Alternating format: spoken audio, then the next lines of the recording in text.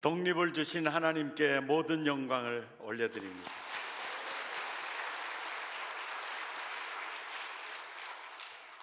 한국 근대사를 바라보면서 역시 하나님 말씀이 사실이다 느껴지는 말씀이요. 로마서 12장 19절에 이런 말씀이 있거든요. 친히 원수를 갚지 말고 하나님의 진노하심에 맡겨라. 그런데 사실 우리들은 그 하나님의 진노하심에 맡기는 게 그렇게 쉽지 않거든요. 그래서 잠시 전에 영상도 보셔서 아시겠지만은 그들은 10배, 100배 보복을 했어요. 이루 말할 수 없는 보복을 자행했습니다. 어떤 그 사건이 있는 후로는 그거 10배, 그냥 100배 그 보복을 쏟아부었어요. 그리고 막막한 대한민국의 그 현실 속에 절망하고 있었을 때 하나님의 응징이 시작이 됐잖아요. 하나님의 손이 움직이기를 시작을 할 때 막 폭탄들이 비 오듯이 쏟아지고요. 정신 못 차리는 거예요. 나중에는 원자폭탄이 투발투화가 될 때 항복 선언을 하지 않으면 일본 저 땅 다 사라질 정도가 돼버려요. 그래서 그냥 항복 선언서에 서약하고 항복 선언을 할 때 하나님의 심판일 때 우리의 구원이 이루어진 것이죠. 윌리엄 제임스라는 분이요, 종교 심리학자고 또 철학자입니다. 이분이 인문학적으로 굉장히 큰 그 거물이에요. 이분의 그 사상과 논리 가운데 우리가 잘 기억하고 있는, 생각이 바뀌면 행동이 바뀌고, 행동이 바뀌면 습관이 바뀌고, 습관이 바뀌면 성품이 바뀌고, 성품이 바뀌면 운명이 바뀐다. 이분이 최초 사용한 얘기예요. 이분이 건강한 종교가 갖춰야 될 5가지 요소를 말씀을 하셨는데, 첫째가 거룩하고 활기찬 예배예요. 그래서 코로나19가 이제 창궐할 때 사회자들이나 또 설교를 하면서도 움츠러들지 않고 더 톤이 높아지고 더 이렇게 하는 이유가 여기 있어요. 그리고 이 예배가 활기차야 돼요. 그리고 두 번째로는 우리가 누구를 믿고 무엇을 믿는가에 대한 신앙 고백이 확실해야 된다. 그리고 세 번째로는 기도 응답의 열매가 있어야 된다. 우리가요, 기도 응답의 열매, 체험에 있는 사람의 신앙은요, 굉장히 강합니다. 체득된 이 믿음이 너무너무 소중해요. 네 번째로는 이웃에 대한 자비로운 마음이 있어야 한다. 이웃에 대한. 8.15 광복절을 맞을 때마다 참 가슴 아픈 게, 우리는 정치적으로는 분명히 독립을 했고 해방을 맞았거든요. 그런데 정서적으로는 아직도 증오와 미움에 지금 억류되어 있지 않는가, 이런 생각이 들어요. 유태인들처럼 용서하자. 그러나 잊지는 말자. 그게 뭐냐면 원수 갚아야 된다 이런 얘기가 아니에요. 우리가 연약해서 그렇게 피부린내 나는 아픔을 겪었던 것을 잊지 말고 우리는 힘을 길러야 한다. 다시는 그런 치욕을 당하지 않도록 그것에 대해서 잊지 말자는 거예요.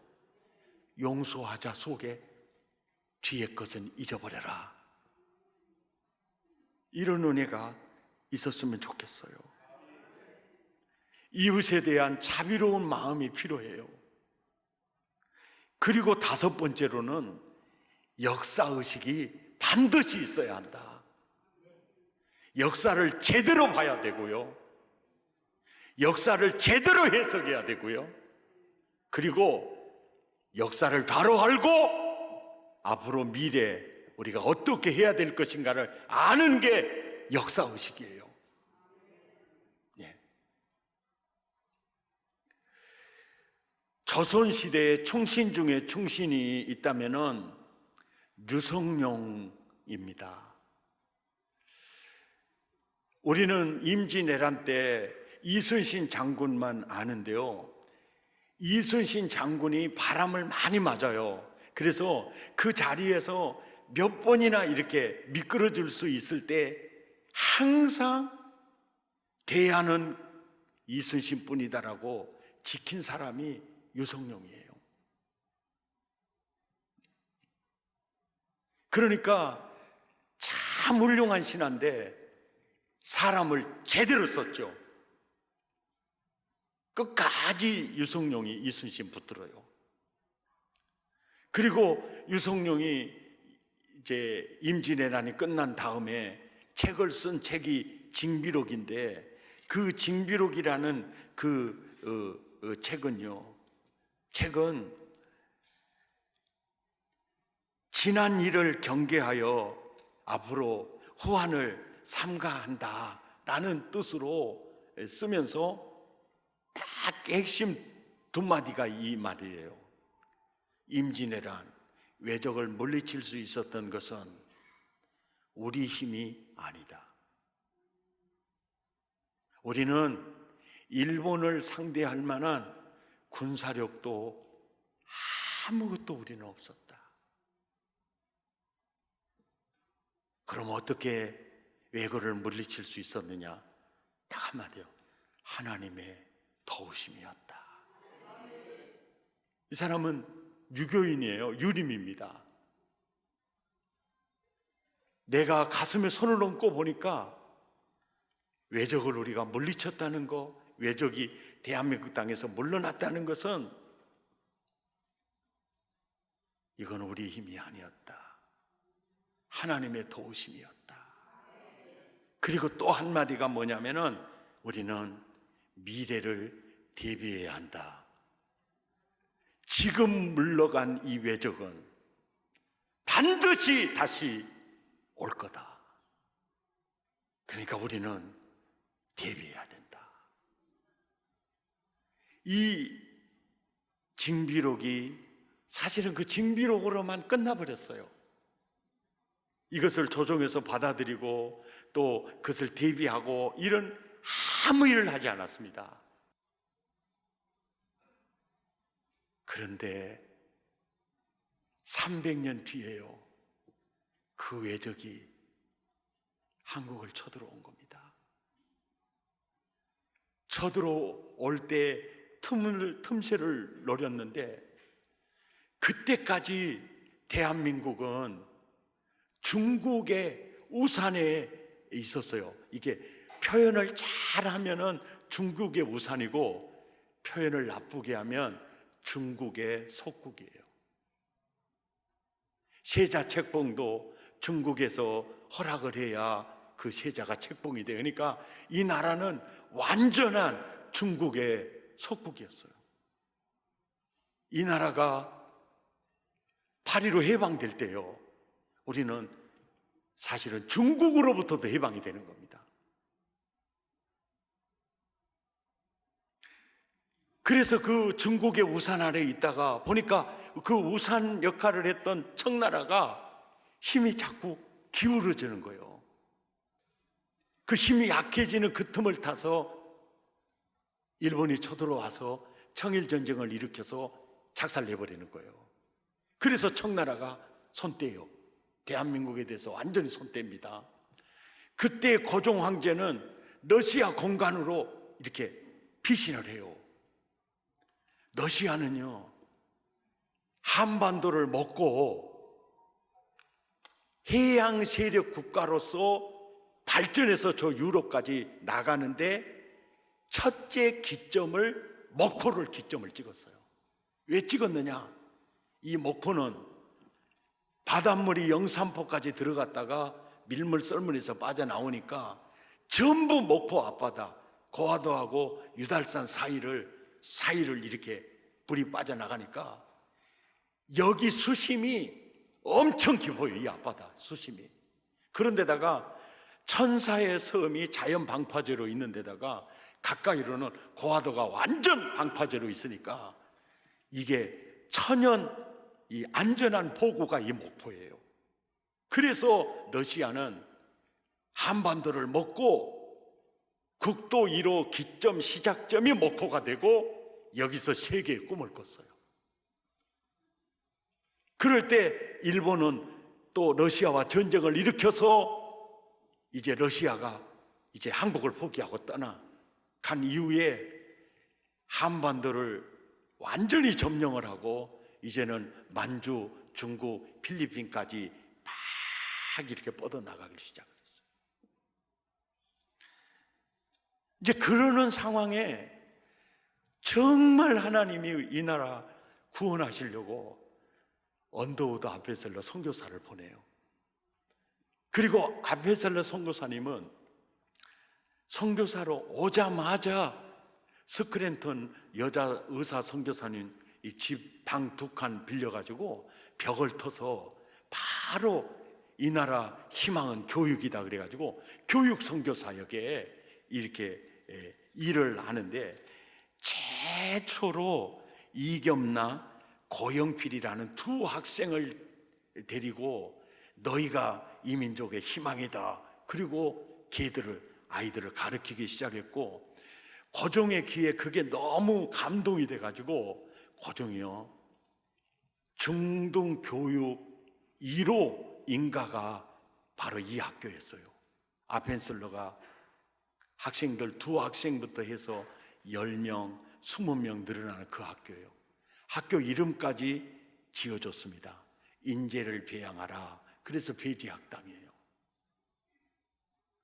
그런데 그 배제학당에 서재필이라는 의사가 의료 행위를 통해서 사는 걸 꿈꾸지 않고 이 나라가 살 길은 교육밖에 없다 그래가지고 배제학당 교사로 들어가요. 그래서 서재필, 김기시 배제학당에서 가르치는데 이 배제학당의 학생들이 주로 이들에 의해서 외국 이 서양 그 지식을 맞이하면서 이 민주주의에 대한 눈이 열리기를 시작을 해요. 그리고 그저 2조 500년 동안에 거기만 묻혀있던 이들의 눈이요 세계로 열려지기를 시작을 해요. 그리고 각 나라들마다 어떤 정치적인 제도를 가지고 있고 어떻게 발전시켜 가고 있는가를 이들이 배제학당을 통해서 눈이 열리기를 시작해요. 그래서 군주 제도로는 이 나라가 앞으로 바로 갈 수 없으니까 일본처럼 그냥 황제는 그 천황처럼 있고 그 다음에 박영료를 그저 이 총리로 세워가지고 이 나라를 다시 한번 이렇게 해 나가야 된다. 거기에 이제 휩싸이게 된 사람들이 주로 한성 감옥에 많이 갇히게 됐고 당시에 그 감옥에 갇혔던 모든 사람들은 새로운 개혁, 개화에 이렇게 꿈을 꿨던 이들이거든요. 거기서 그들이 깨달은 게 그거예요. 불교 후에 고려가 건국이 됐고 그리고 유교 후에 조선이 건국이 됐다.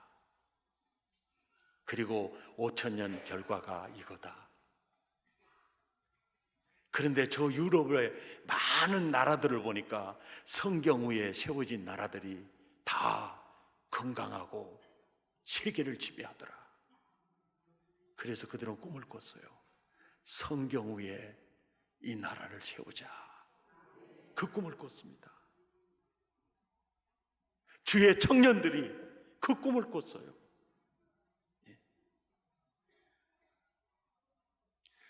토종축제 때 소다 가이치라는 동영상 일본인 보셨죠? 그분도 월남 이상저 선생님을 통해서 복음을 듣고 받아들이게 되고, 월남 이상저 선생님도 한성 감옥 출신이에요. 그리고 당시에 이제 일본에 가서 공부하면서 이런 사람들이 성서조선이라는 이런 잡지를 발간을 하게 됐는데, 1927년에 창간해서 1942년, 그러니까 일제강점기 때 15년 동안이나 이 잡지가 발간이 되고 해졌어요. 이 나라의 희망은 성서조선이 이 나라의 희망이다. 그 꿈을 꿨어요. 하나님께서 이 나라를 일으켜 세우시려고 선교사를 파송하고, 또 그때의 젊은이들을 가르치고 그들의 눈이 열리고 그들에 의해서 성서조선의 꿈을 꿨어요.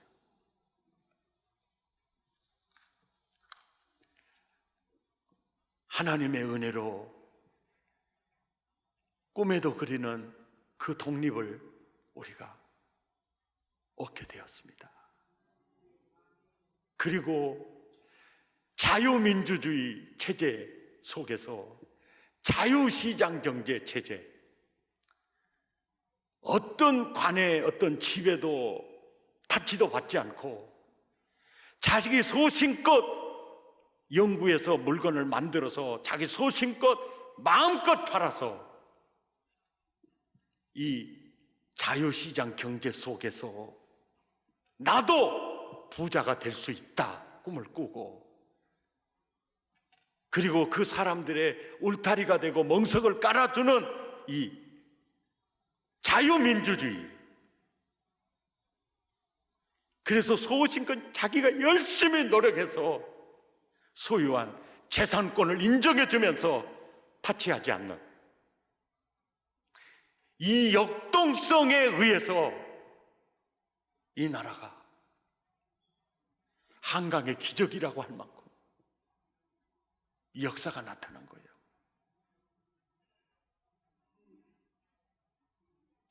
자유시장 경제 체제 굉장히 중요합니다. 연구하고 제품을 생산하고 막 판서 보니까 삼성 같은 경우에는 그 세계를 누비고 있던 일본 소니, 내셔널 다 코피 터버리고 당당히 써가는 거예요.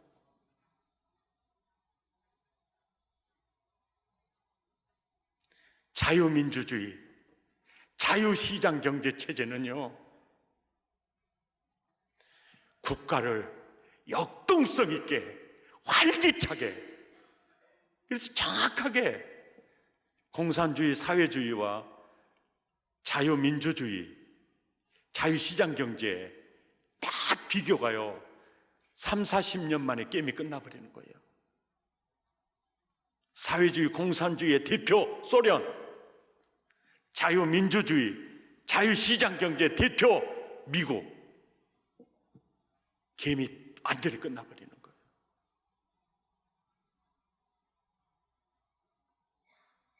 북한, 모두가 골고루 잘 사는 나라가 저 북한입니까? 벤츠 배급 타서 사는 사람, 불란서 양주 배급 타서 먹는 사람은 전부 고위 관리들이야. 인민들은요, 하루 세 끼도 제대로 챙겨 먹을 수 없는 이런 나라.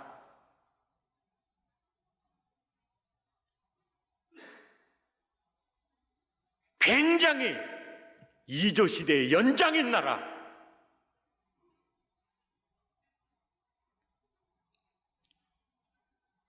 자유민주주의 국가에서 이렇게 이 대한민국의 그늘에 혜택받고 살면서 자기가 열심히 노력하고 살 생각은 안 하고 체제를 비판하고 이렇게 사는 사람들은 다 북한으로 보냈으면 합니다. 정말입니다. 두 눈 똑바로 뜨고 가서 보고 오시라고. 하나님의 특별한 은혜로 해방을 받는 이 나라, 우리 어떻게 살아야 할까요? 노예가 해방이 된 다음에요, 더 망탕해서 완전히 파괴된 백성들도 있고요, 해방된 뒤에요 정말 멋지게 사는 사람이 있어요.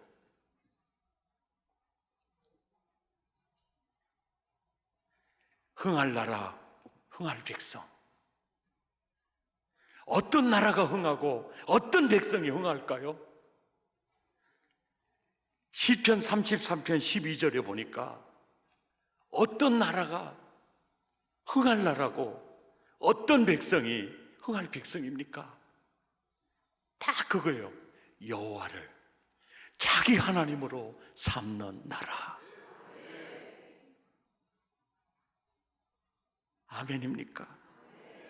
한 걸음 더 나가 하나님의 기업으로 선택된 백성은 복이 있도다.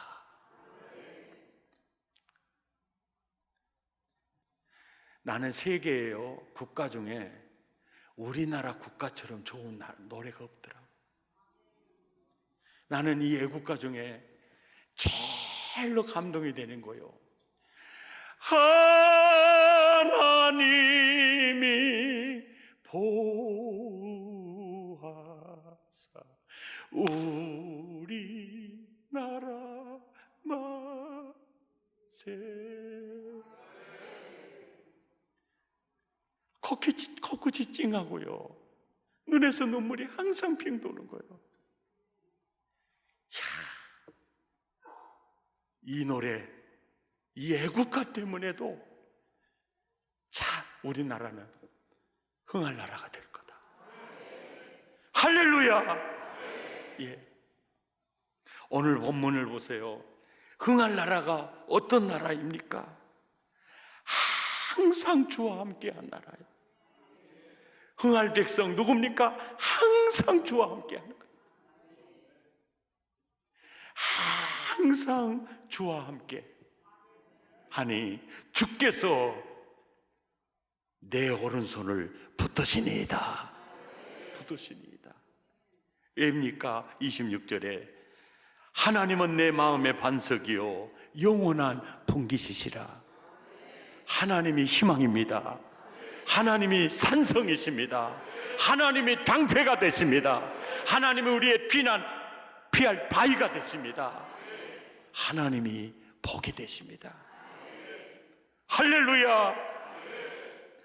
27절 28절에 흥할 나라, 흥할 백성이 누구입니까? 하나님께 가까이 함이 내게 복이라. 이런 은혜가 나와 여러분에게 있기를 축복합니다.